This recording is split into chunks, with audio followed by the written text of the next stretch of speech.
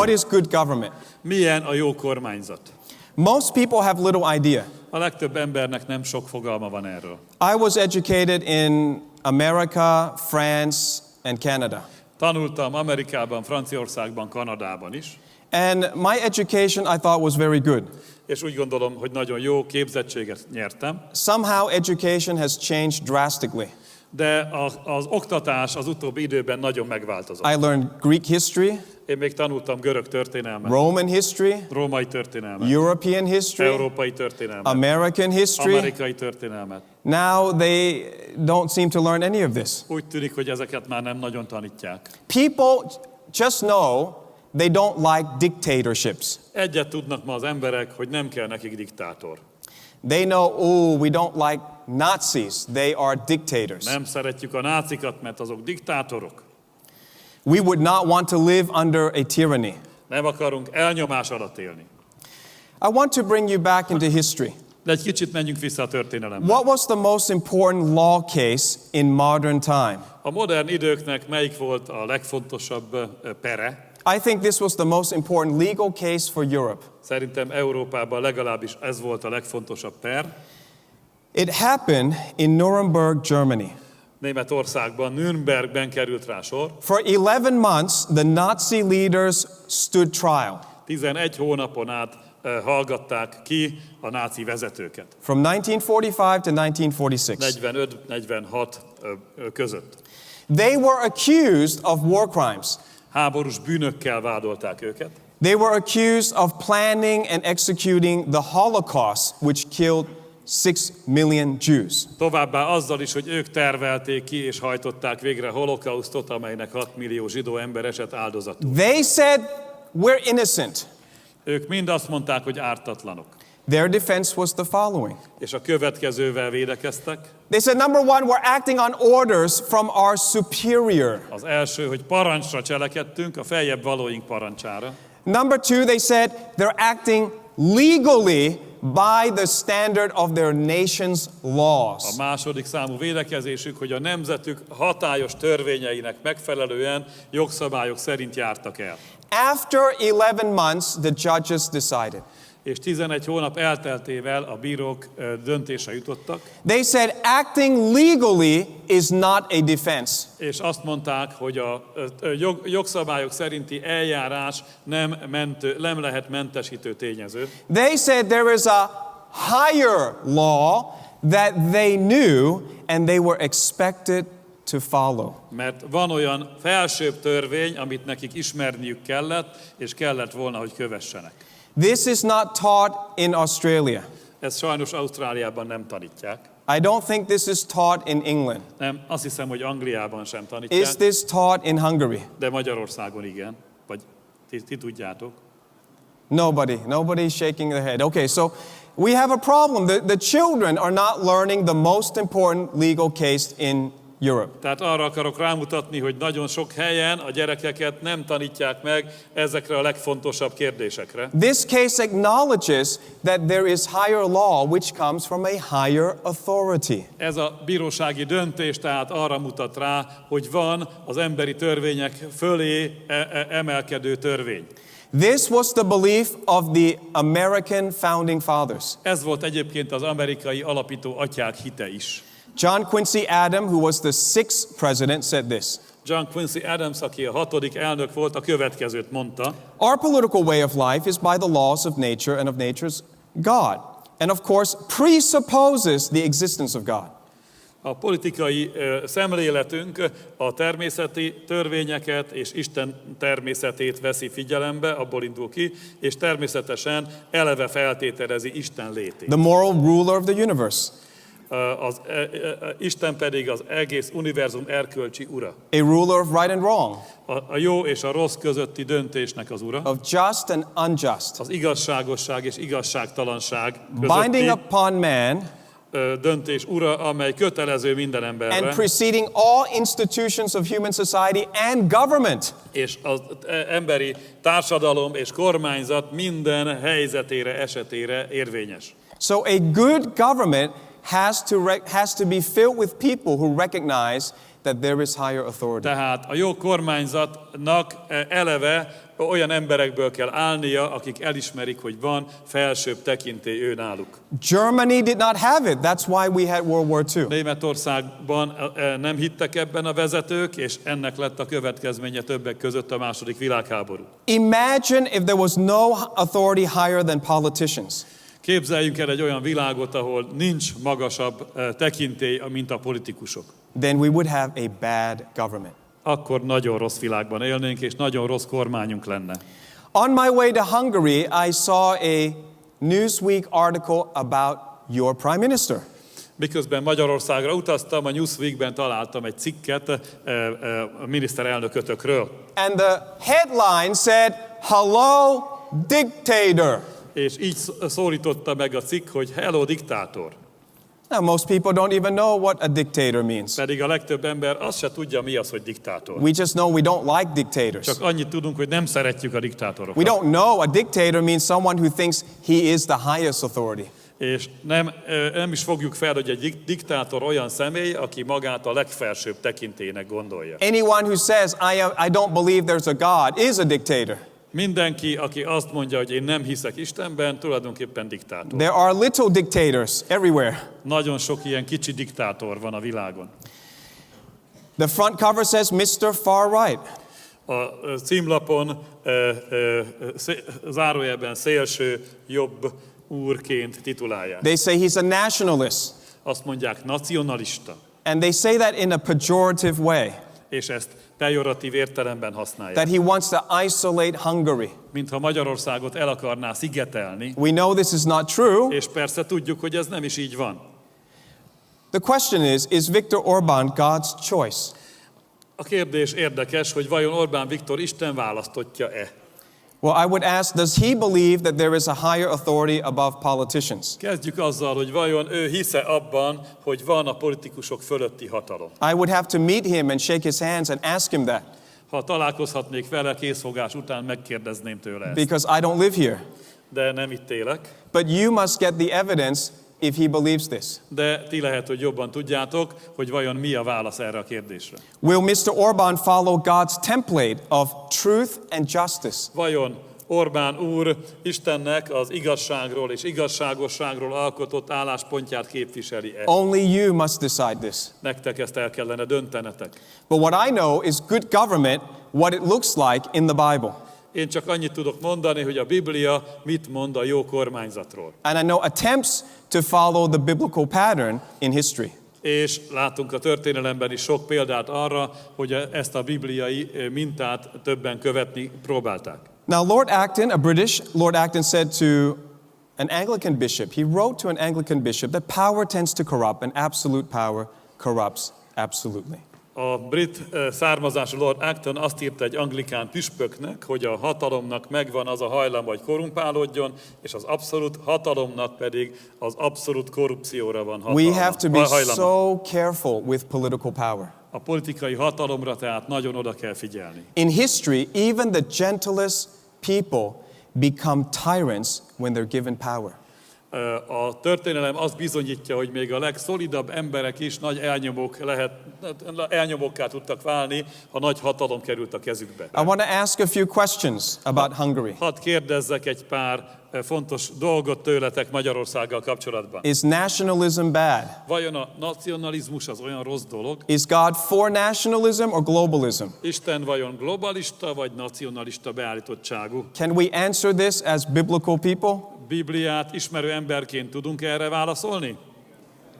I want to ask another question. Is a border wall good or bad? Egy másik kérdés hadd tegyek fel. Egy határon felhúzott fal vagy kerítés az rossz vagy jó? I ask the question, is Hungary prophetic?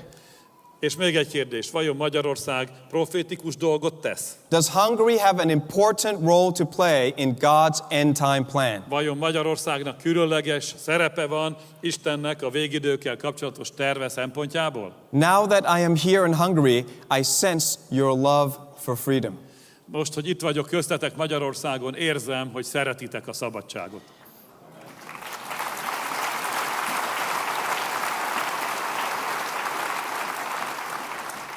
Let us go to the Bible. Nézzük a Bibliát. Globalism is not new. A globalizmus nem új jelenség. The greatest symbol of globalism is in Genesis. A globalizmus legnagyobb szimbóluma Mózes első könyvében olvasható. There was an attempt to unify all the people under one central power. Egy központosított hatalom megpróbálta egyesíteni az egész emberiséget, The Tower of Babel. és felépíteni a bábeli tornyot. We can call it the Tower of Communism.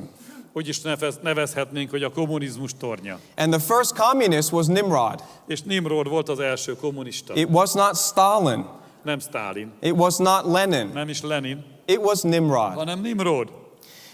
Genesis 10 verse 8 says, Cush begat Nimrod, and he began to be a mighty one on the earth. He was a mighty hunter before the Lord. Therefore it is said, like Nimrod, the mighty hunter before the Lord. And the beginning of his kingdom was Babel. A 1 Mózes 10-ből olvashatjuk, a 8-as verstől, hogy Kús nemzette Nimrodot is, ez kezdett hatalmassá lenni a földön. Hatalmas vadász volt az Úr előtt, ezért mondják hatalmas vadász az Úr előtt, mint Nimrod. Az ő birodalmának kezdete volt Bábel, Erek, Akád és Kálné a Sinár földjén. Chapter 11. Majd pedig a 11-es Now fejezet. the whole earth had one language and one speech. Az egész földnek egy nyelve és egyféle beszéde volt. Verse 4, they said, Come, let us build ourselves a city and a tower whose top is in the heavens. Majd a 4. vers, gyertek, építsünk magunknak várost és tornyot, melynek teteje az eget érje. This does not mean that they were going to build something taller than the Empire State Building. Ez nem azt jelenti, hogy mondjuk az Empire State Buildingnél magasabb épületet szerettek volna felépíteni. They were not foolish. Nem voltak ilyen buták. The Bible says they are building the city and the tower dedicated to the heavens. It means dedicated to the false gods of astrology. Hanem úgy kell ezt értenünk, hogy a várost és a tornyot oda szentelték az ég isteneinek, tehát tulajdonképpen asztrológiáról beszélünk. So don't think they're just building one tower, they're building the whole city unto heaven. Nem csak egy toronyról van szó, hanem városról és toronyról, ami át lett adva az égnek. What did the Lord think about their building project? Mi volt az Úrnak a véleménye erről az építkezésről?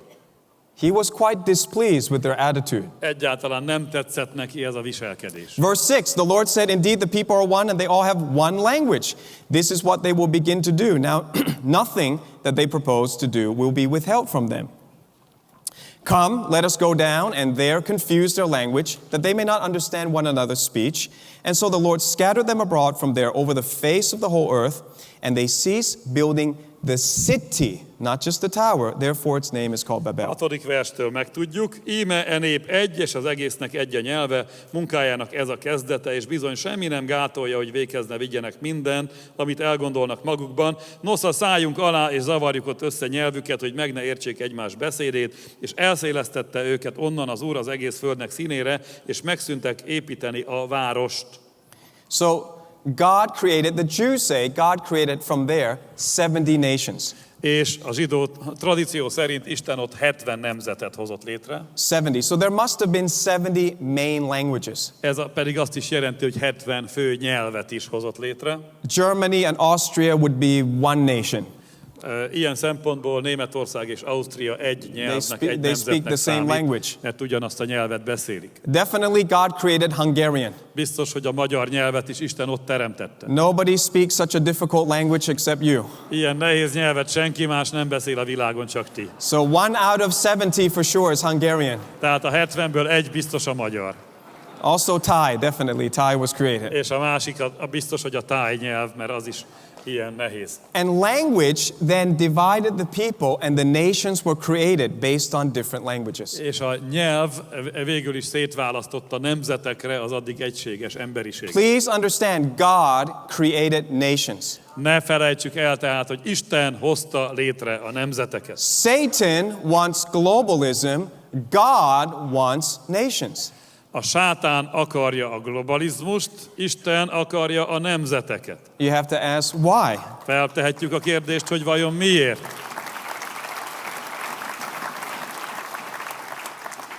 Everything God does is out of his love for us.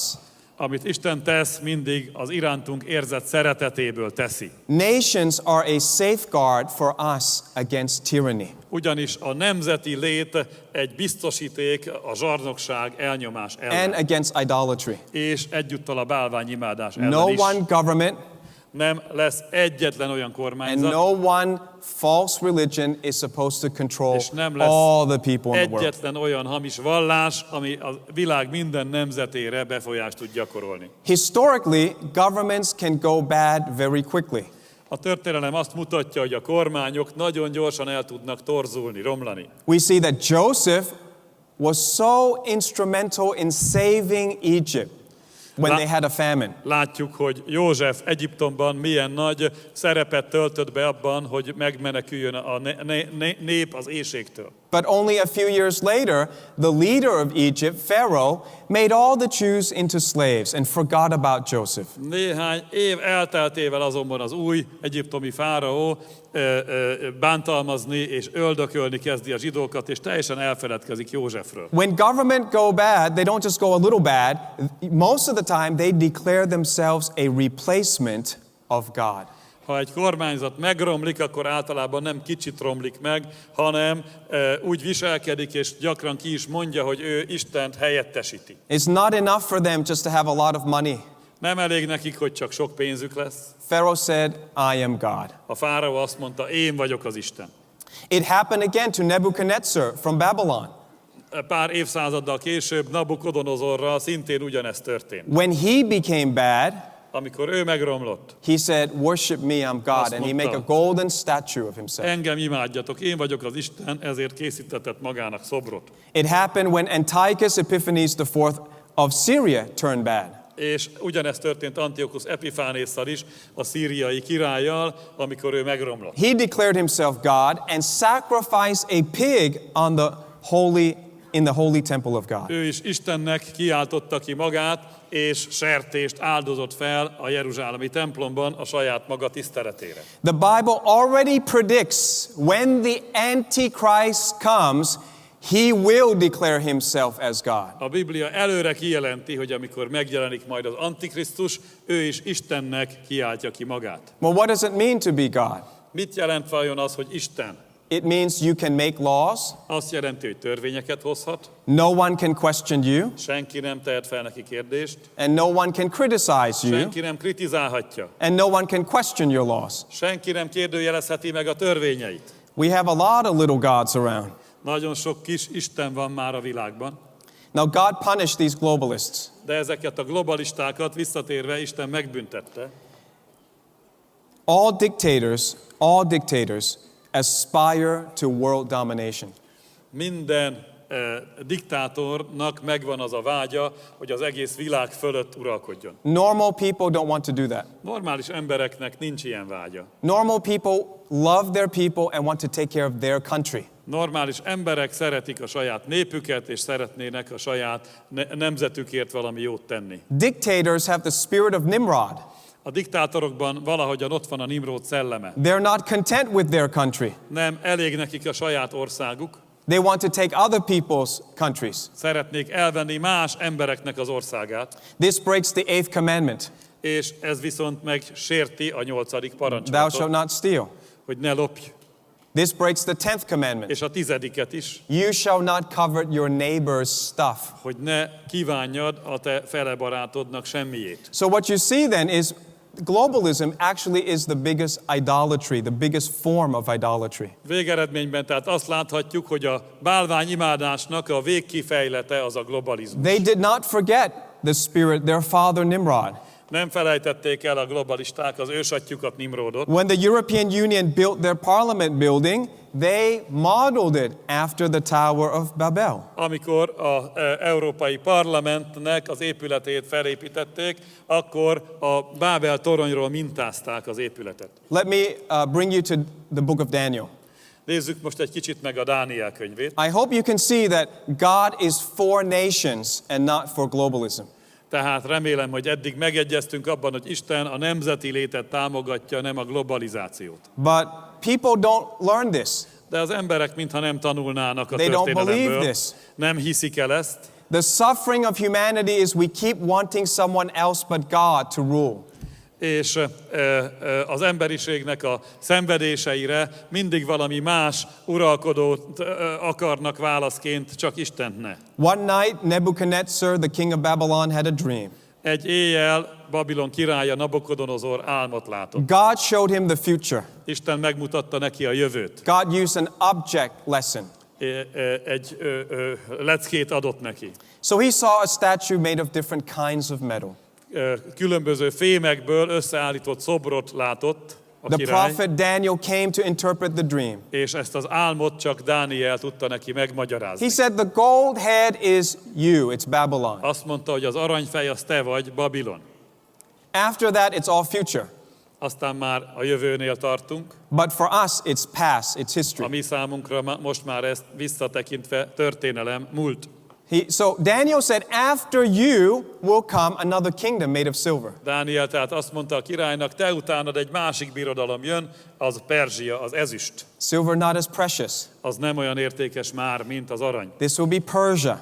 Perzsiának fogják hívni. After that, the bronze part of the statue represents Greece. Utána pedig jön a bronz test, amely Görögországot jelképezi. Then the iron comes, which is Rome. Majd jönnek a vas lábak, ami Rómát jelképezi.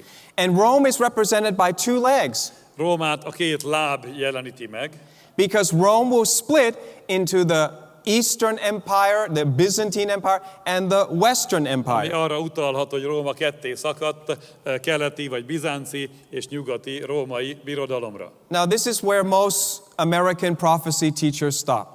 És a legtöbb amerikai profécia tanító itt véget is ér. I know, I was educated in America, Tudom, mert én is ott tanultam. and I'm thankful for what they taught. És hálás vagyok azért, amit tanítottak, But now we have more light. de már azóta több fény van már, There is a világosság. final part. Ugyanis van még egy végső rész. The feet and the toes are made of iron mixed with clay. Ott vannak a lábfejek, lábujjak, amely agyag és vas elegyéből áll. And the Bible says in Daniel chapter 2 that the iron and clay means that the kingdom will be part strong and part weak. És ezt a Biblia így magyarázza, hogy a vasnak és az agyagnak az elegye azt jelenti, hogy részben erős, részben gyenge lesz ez a birodalom. Verse 43, as you saw iron mixed with clay, they will mingle with the seed of men, but they will not adhere to one another, just as iron does not mix with clay. Azt mondja a 43-as vers, hogy ahogyan az agyag és a vas nem elegyedik, ugyanúgy ez a birodalom sem fog elegyedni, holott emberi mag által vegyül össze. This is one of the most exciting verses in prophecy. Ez a profécia magyarázásnak az egyik legizgalmasabb Verse verse. 44 of chapter 2. Ami most jön, a második fejezet 44-es verse. And in the days of these kings, the God of heaven will set up a kingdom which shall never be destroyed. És azoknak a királyoknak idejében támaszt az egek istene birodalmat, amely soha örökké meg nem romol. An eternal kingdom that will consume all other kingdoms and last forever and ever. Tehát egy örök birodalomról, királyságról van szó, amely minden mást magába olvaszt és megmarad örökké. Now, iron is Europe. A vasat Európával lehet azonosítani, So what is the clay? de akkor mi lehet a cserép, agyag? Well, we know it's not Europe. Hát mondjuk, hogy nem Európa. The Bible says when we see this mingling happen, A Biblia viszont azt mondja, hogy amikor látjuk majd ezt a keveredést, a stone will be sent from heaven. That's a meteorite, by the way. A stone from heaven is a meteorite, will come and strike this statue. egyszer csak feltűnik egy hatalmas kő az égből, mondjuk, hogy egy meteorit, és ledönti a lábáról ezt a szobrot. And this statue will break in pieces. És a szobor darabokra törik. And God let Nebuchadnezzar know the future before it came to pass. És így módon Isten Nabukodonozornak megmutatta a jövőt, még mielőtt az bekövetkezett volna. This was difficult for prophecy teachers to decipher. A profécia tanítóknak eléggé nehezére esett ennek a résznek az értelmezése. Who would mingle with the iron? Hogy ki lehet az, aki keveredik, de mégsem elegyedik a vassal. But starting from 2014 with the 4 blood moons, we saw a change. De amikor 2014-ben láttuk azt a 4 bizonyos vérholdat, biztosan emlékeztek, onnantól kezdve egy változást is We észlelünk. saw iron, Europe, mixing with clay, a completely foreign group of people. Látjuk, hogy az Európát jelképező vas elkezd egy teljesen más népcsoporttal elegyedni. Now, there's nothing wrong with free flow migration of people, Természetesen azzal semmi gond nincs, hogy az embereknek van szabadságuk utazni. but this was forced against the will of the people. De ez a migráció, ez az emberek akarata ellenére történt. It was built on lies. És hazugságokra lett felépítve. In Australia, we accept many refugees. Ausztráliába is nagyon sok menekült jött, és befogadtuk őket. The normal demographic of refugees in Australia is always first women and children. A normális menete az ilyen befogadásnak Ausztráliában és más helyeken is mindig az volt, hogy nőket és gyerekeket először. But you see in this picture something abnormal, all young military age men. De ezen a képen is látszik, és sok hasonlót láthattatok, hogy teljesen az ellenkezője zajlik. Katonakorú, fiatal emberek a döntő többség. The politicians assured the people of Europe nothing bad will happen. És a politikusok azt bizonygatják az európai embereknek, hogy semmi rossz ebből nem fog We will give származni. them welfare, Adunk nekik anyagi jólétet, free housing. ingyen otthonokat, We'll send them to education to assimilate into the culture. elküldjük őket képzésre, és hamarosan asszimilálódnak a And kultúránkba. I knew from Daniel chapter 2, this would not happen. De a Dániel 2-ből biztosra vehetjük, hogy ez nem fog így This megtörténni, is the fulfillment of the iron mixing with clay. hanem a vas és az agyag összekeveredésének a jelenete zajlik a szemünk előtt. So the globalist chaos began. Elkezdődött a globális káosz. There was a rape crisis of European women by Muslim migrants. A muzulmán vallású migránsok sorban erőszakolják meg az európai nőket. In one night in Germany, 1,000 women were reported to be raped. Egyetlen éjszaka Németországban 1000 erőszakos közösülést jelentettek, lehet, hogy több is volt. In the news, they say the women were raped by Asian men. És úgy írták le a hírek, hogy ázsiai emberek erőszakolták meg a nőket. I am an Asian man. Én ázsiai ember vagyok. I am not responsible. Én nem vagyok ezért felelős. I am innocent. Ártatlan vagyok. These were not Asian men. Nem ázsiai emberek csinálták This ezt. description can mean a Japanese person. Mert ez akár akkor japán is lehetne, nem? The description is the migrants that the globalists let in. Miért nem azt mondják, hogy azok a migránsok, akiket a globalisták behívtak? There was a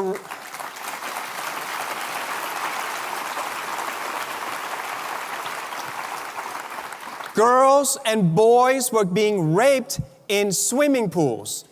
Uszodákban lányokat, fiúkat egyaránt sorozatban erőszakolnak meg. Sweden became the rape capital of Europe. Svédország Európa nemi erőszak fővárosává lett. Sweden is only second in the world in rape rates after South Africa. Dél-Afrika után Svédország a második csúcstartó a világon a nemi erőszakok számát tekintve. I saw a Swedish female politician say, "This has got nothing to do with migrant problem." És saját fülemmel hallottam, hogy egy svéd politikusnő azt mondja, hogy ennek semmi köze a migrációhoz. You know why she's right?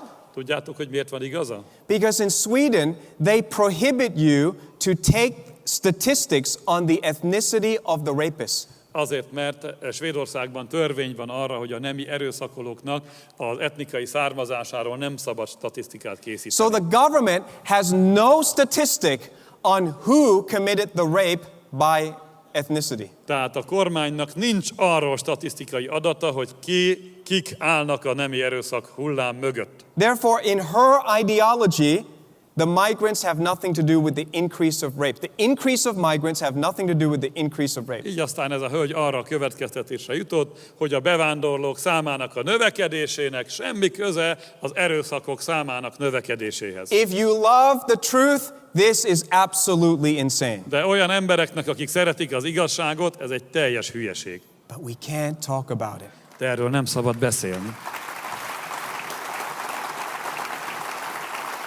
Except in Hungary we can Csak talk about it. Magyarországon szabad erről beszélni.